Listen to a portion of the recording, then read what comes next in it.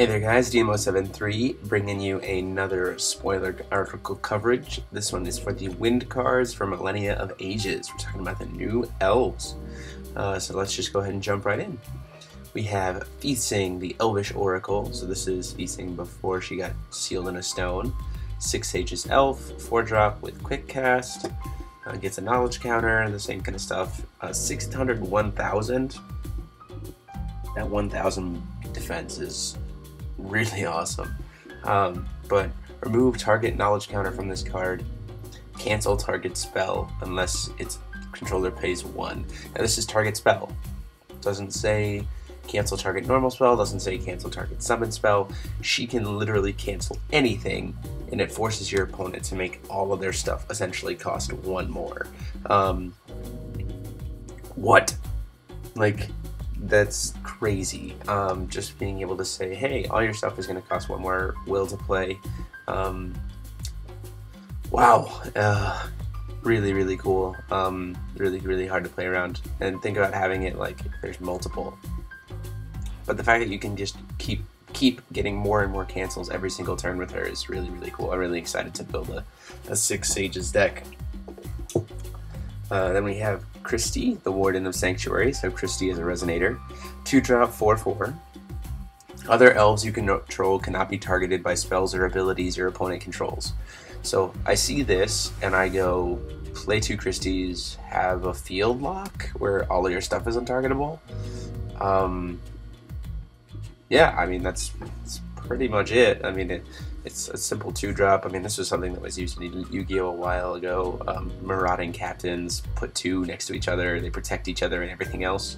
This is the same thing, 2-drop. This is the exact same thing. And then rest 5 recovered elves you control, gain 500 life and draw 2 cards. That's a very interesting ability. This idea of elves like resting the other elves. I feel like you could definitely use this, like if you have a bunch, if you leave up a defense wall during your opponent's turn and then they don't swing in, you just wait until your draw phase, rest them all, draw a bunch more, and then recover them all. So that's pretty interesting. I don't really know why it had to be 5. That's a lot. But then again, drawing 2 cards is a big advantage, so I can see why there's that trade-off. Then we have Melfi, the successor of Sacred Wind, 2-drop. Rest 2 recovered elves you control, produce 1 will of any attribute. So this gives green even more, green pure elves, I guess, even more ability to generate those off-brand colors or just more mana ramp in general. So really cool there. And then 1-drop spell, Wind of God, it's a spell chant. Put target fire or darkness resonator on top of its owner's main deck.